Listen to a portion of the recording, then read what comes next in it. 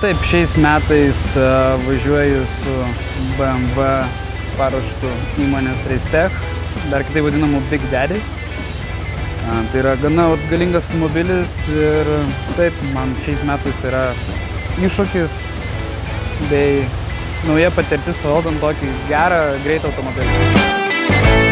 Šiandien turėjom pirmą treniruotę, ji buvo 1,5 valandos. Pagal planą turėjom 3 vairuotojai pasikeisti kas pusvalandį. Aš pravažiavau savo distanciją 30 minučių.